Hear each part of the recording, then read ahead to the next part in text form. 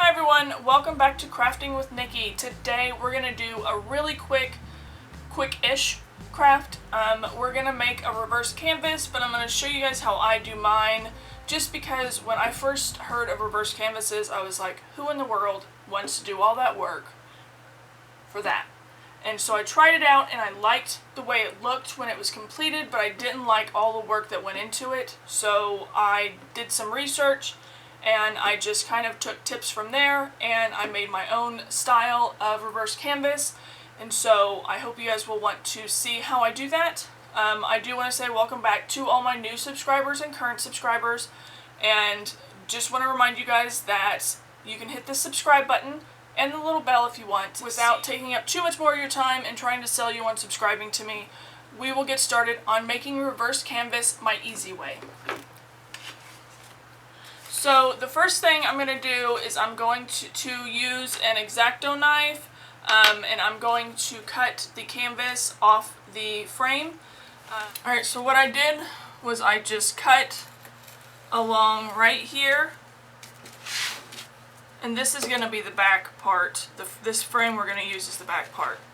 So you're just going to cut right behind those staples.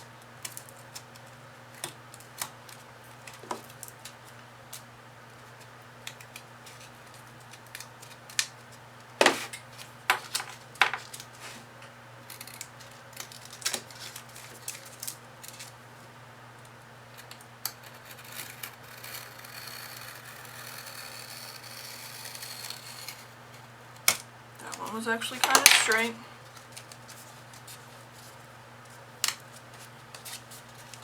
And then it gives me this clean piece of canvas. And it's okay that these aren't straight lines, because we're going to end up cutting more off of the canvas anyways once we get ready to assemble it. So a few other things you're going to need. I'm going to use black HTV, but you can use any kind of iron-on. You can use Cricut, you can use Sizer, whatever kind of Cricut or whatever kind of iron-on that you want to use, you can use that. You can even use glitter. So it just depends on what you're doing and what you're wanting the final look to be. You're also going to need an iron or your Cricut Easy Press. I'm going to use a staple gun. You can also hot glue this on, but I'm going to use a staple gun just because it is a little bit easier. I'm also going to use this Folk Art Home Decor Chalk Paint in black. This is 6443 Rich Black. And then I am going to use baby wipes to apply it. And you can also use a sponge, because I'm not going to get a stained look with this. You can get stained look with baby wipes, but because this is a black chalk paint, it doesn't come out very well, from what I've found. If you want to use baby wipes and maybe a lighter brown or whatever kind of shade you're wanting to get, you can definitely get that with baby wipes instead of using stain. What else are you going to need? Oh, you're also going to need a Cricut green mat, and then you're going to need your design. All I did was I painted my frame using my chalk paint. And you do want to remember to get in the inside of the frame as well, and get in all those little nooks and crannies.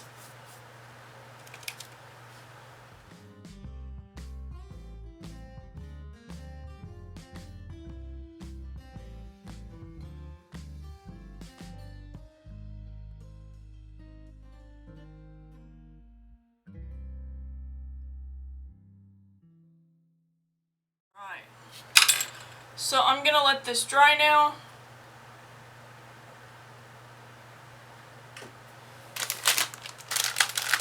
And if you're using baby wipes and you get your table's a mess, baby wipes are kind of handy just to have in the craft room for easy cleanup. It seems to help. It seems to remove acrylic paint and other kinds of paint really easy.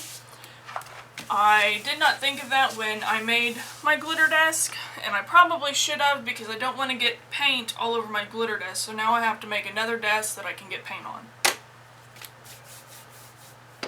Alright, so while my frame is drying, I'm gonna go and cut out my design in Cricut Design Space.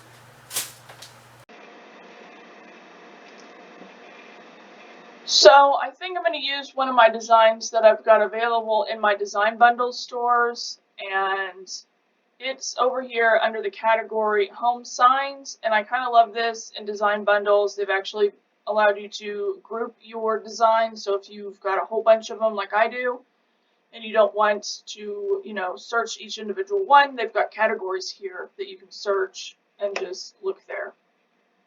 So I'm kind of torn if I want to use this one, which is one that I would put up, I think, in the kids' bathroom or even downstairs in the regular bathroom.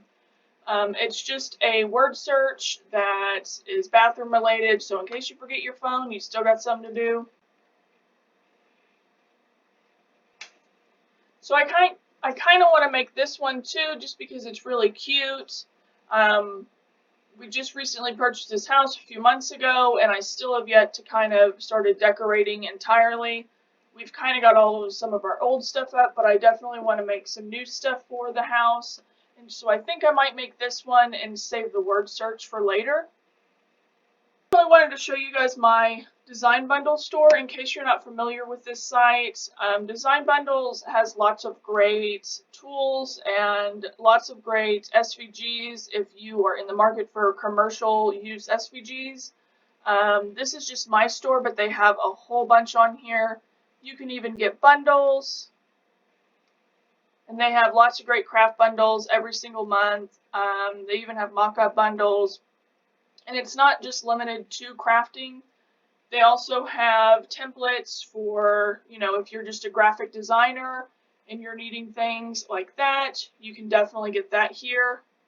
They also have something really great called Dollar Days or Dollar Deals. And they do these about once a month, and they kind of alternate between SVGs and fonts. So one month it might be fonts, this month it's SVGs. And they always have really great deals, like you can get this whole teacher bundle for just $1 in 3 days from when I shot this. So this will be coming up Wednesday, May 1st, 2019, and it starts at 11 a.m. But you guys want to make sure and get here quick, because once these are out, they are gone. And they're not gone, but they go back to normal pricing. So this teacher one is normally, let's see.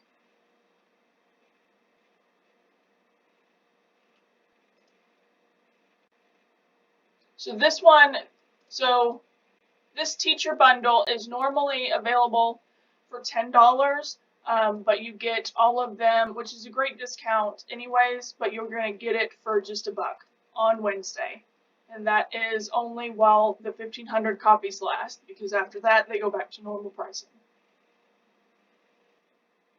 So I'll leave a link down below to design bundles and to font bundles. It will be an affiliate link, but there are still some really great deals out there, and I hope you guys check them out. So I've uploaded my Home Sweet Home design in SVG into Design Space, and I'm going to resize it real quick and cut it. So the frame that I'm using is an 8x10, but the center part is only going to be 7.5 by 5.5. And so I don't want to make it that big, so I think I'm going to make it, no wider than 4 3/4. I think that would be a good size. So let me try that real quick. So that would make it just over 5 1/4, which I think would be a really good size for this small of a frame. Just make sure you guys measure before you cut your heat transfer vinyl, so you're not wasting anything. This design is already welded. I actually weld all my designs prior to exporting them as SVGs. Then I turned my Cricut on and I selected iron on. Depending on what material you're using, so if you're using Cricut iron-on or if you're using Sizer, make sure that you check the settings to make sure that it's going to cut deep enough. You do want to make sure, because it's iron-on, you want to, I almost forgot, you do want to select mirroring, so you want to make sure that that image is mirrored. Okay, so I've got my design cut out and I removed it from the mat. And I'm using Sizer Easy-Weed, which I love. I get that from 651vinyl.com. I'll leave a link to that below as well. I'm going to preheat my iron real quick to cotton. And I'm going to weed this real quick and then we will get it on the canvas.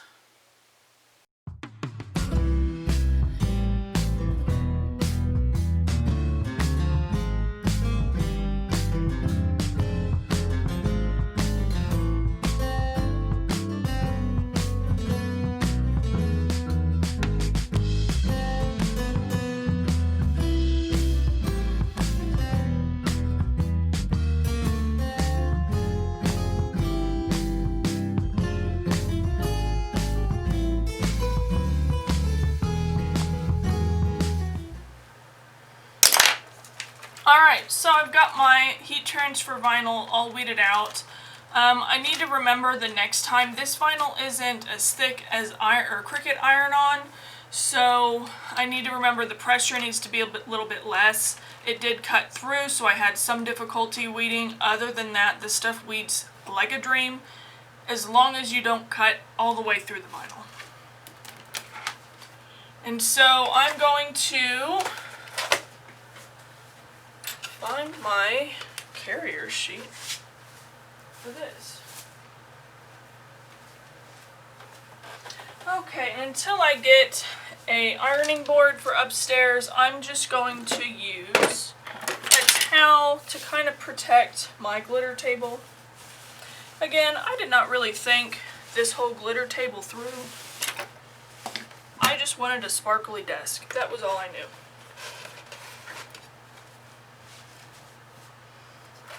So I'm going to take this and I am just going to quickly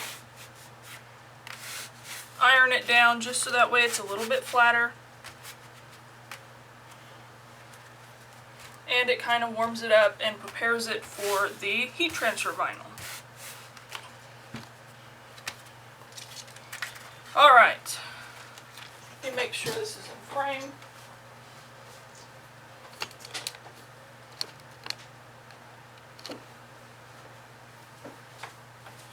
So all I'm going to do is I'm going to center this best I can, and that's why I didn't want to make it too big.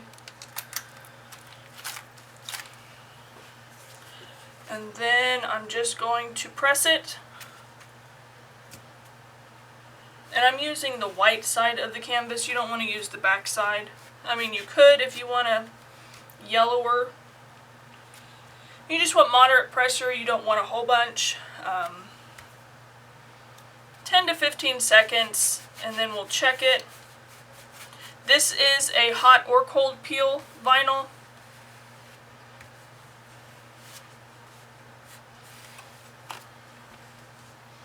You definitely want to check and make sure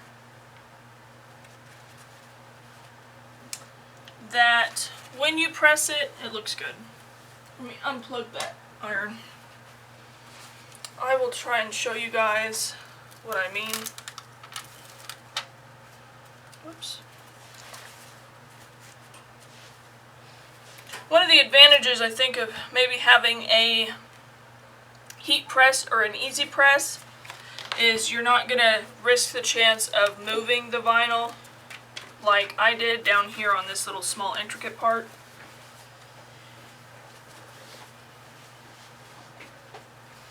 So what I mean,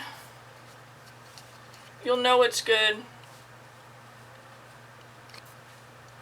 I'm not sure you can see it, but you can see the fabric through it, like the texture of the material that you're ironing onto behind the letters. If you don't see that, then that means that your letters are not pressed on there good.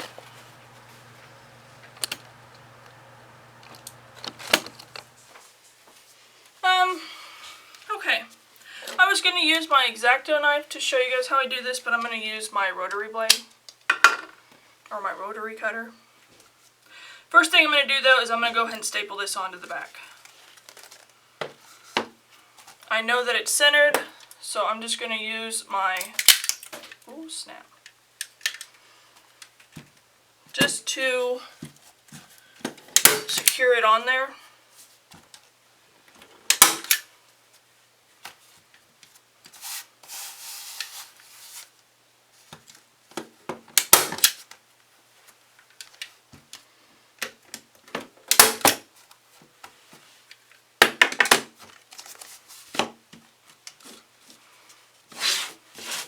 Alright, so in order to get all this excess off, I'm just going to use my Fiskars rotary cutter.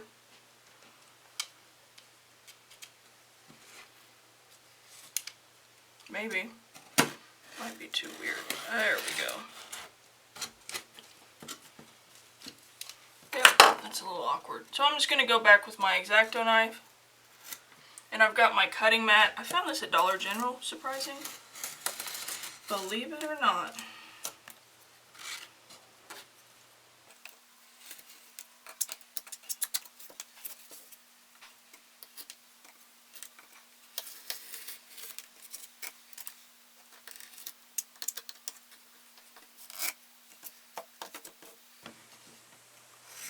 And what I'm doing on the corners is I'm just cutting in a diagonal so that way it's a little bit easier to cut down the edge.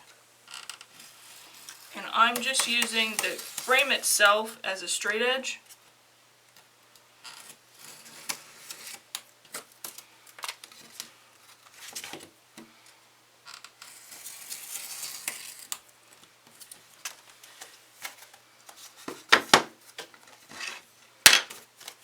And you can even go back after you're done. It's on there, but I'm going to go through and secure it just a little better.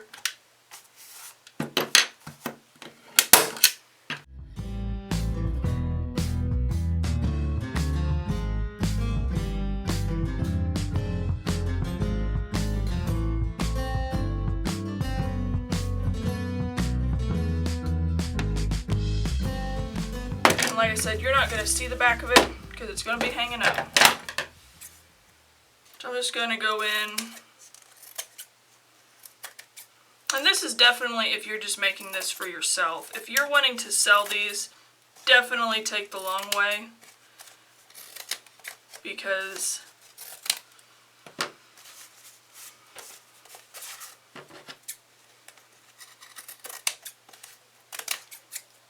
definitely take the long way if you're selling these, but if you're just hanging it up in your house, no one's going to see the back of it unless they take it off the wall. And why are they taking stuff off your wall? Alright, so we just finished. I really like how this turned out. I'm not super sure where I'm going to put this yet. So I will definitely keep you guys updated on if I make any more of these. Be sure to check out my Instagram page so that way I'm not having to make a video every time I make one of these. But check out my Instagram page. I will post different crafts that I do there that maybe I don't want to do a video of. And I'd like to start doing some lives on there as well. But check out my Instagram page. Check out my Facebook page as well. I just started a group called Crafting with Nikki Group. And it's not just for people who own a Cricut. It's for if you are crafty or an artist or anything, go ahead and join that group because I'm going to have a lot of fun things happening there. So, that was a lot. So I hope you guys will stick around and definitely subscribe to the channel and check out all my other great videos. I've got a lot of exciting things coming for my website, craftwithnikki.com. I'm doing some updates there, and I hope you guys will definitely go check that out as well. But until then, I will see you guys next time. Thanks, bye!